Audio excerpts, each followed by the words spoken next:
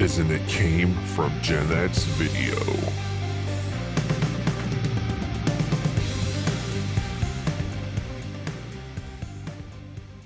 In 1963, also on November the 18th, the first push-button phones were first distributed to customers living in various places of Pennsylvania.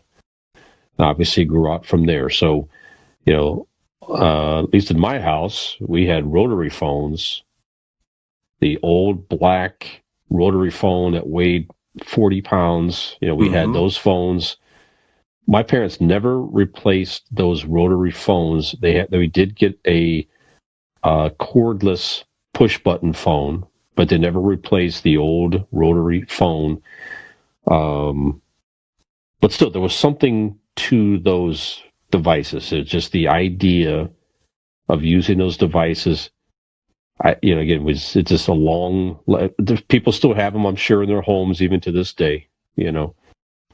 But just maybe kind of reflect on those old phones and some of that older technology that we had that is now either obsolete completely, or maybe you still have some of it just because you never either got rid of it, or maybe it's at a family's house or something like that. So I don't know. So does anything come to mind when I say that as far as the push button phone? So, is that a phone that is the cell phones today?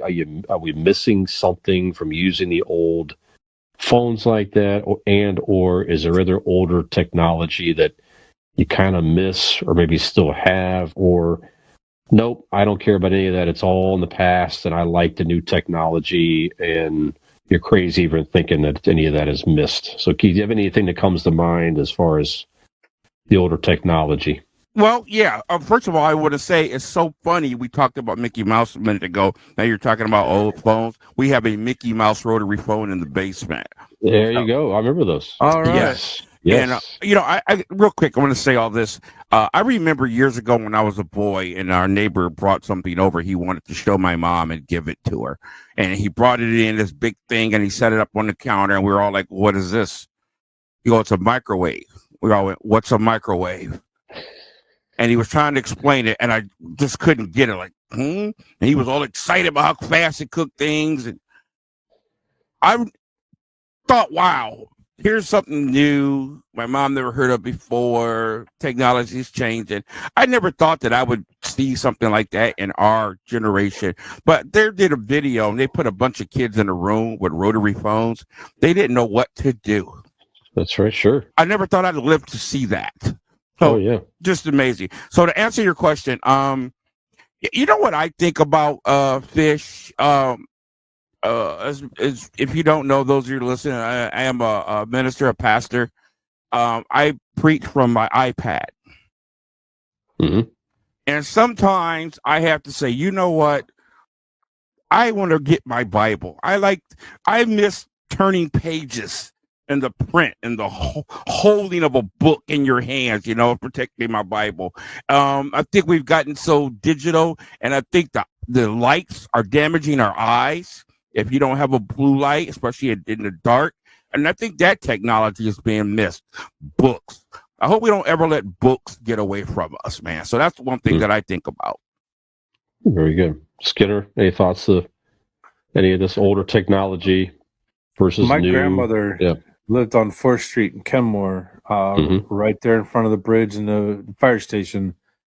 And her rotary phone that you said, and the handle itself weighed like 15 freaking pounds. This thing, you had to use two hands to pull this thing up off of.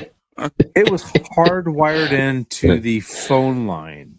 Most of the modern day phones, you had a phone cord that you plugged into the jack in the wall, and then it plugged into the bottom of the phone. Not my grandmother's. It was hardwired into the system, into the house. So that I remember. I miss my favorite cell phone to this day still. I've got the new iPhone 14 Pro. It's a pretty phenomenal phone for today's technology. Shut up. But I miss the old Motorola Razors. That to me, that's old technology to him. is it's older technology as far as cell phone. That was my You first know cell what? phone. I missed the first generation iPads. Hell, But I went through 3 of those phones because the quality, the durability of those phones was terrible. But the fact that you could stick it in your pocket and didn't know it was in there, I missed that about those the phones. good old days, yes. So yeah, I those phones. When those phones kind of it's like that was the beginning of, I should say the end, but obviously when we all grew up, if you wanted to talk to somebody, you had to talk to somebody. There was no texting or anything of the kind. You had to pick up a phone. Thank you. And call somebody, or you had to go over there and talk to people or whatever it was. And if you had a girlfriend and you were a teenager, I mean, I remember talking to Janine Edders from like 7 o'clock in the evening till it was time to go to school. Yeah, I'll see you at school. Right. Just love talking. Now I can't stand being on the phone too long. Yeah, it's strange how that changed.